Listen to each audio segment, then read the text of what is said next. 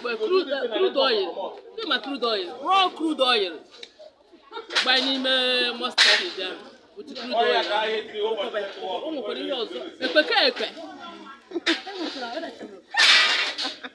Ekwe with crude oil and the mustard seed. Kwụkọba ha na-atọ kwụkọba. Ọ bụ na mpa ya bụ ka esi anya Ife ngwa rachawakwa nke ha rachara ụkwara. Ba ka ndị si na mmadụ ahụ. Ọ bụrụ na mmadụ si na ọ ya eru. Onye ahụ bukene nke ahụ. Ya ka mma emere eji wesi mgbe were ọgwụ. Agbaga adị m ya agbaga. gbogoro agwa ha afa. Snap ya bụ gịnị? Ginger. Hey! Oh, man, I double. Ginger One haba touch. Ginger haba extract. It's one touch really. Ṅụrụ ya n'abalị. Hey! Ṅụọ ya n'ụtụ. Aṅụrụ m ya n'abalị, just one ofu ugboro ka m ṅụrụ ya n'abalị.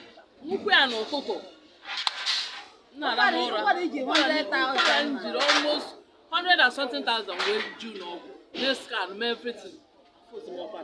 Mụ ọ bụzi onye na-arahụ ụra, adị m akwụ ụkwara. Mma aṅụgide mmiri from abalị. Ṅụgide mmiri ndị agha obodo ahụ ihe ya nụ. Amalite m eburu m mmiri na-aṅụ ka onye ara. Just like that. Ụkwara mere mme ya cheta ebere.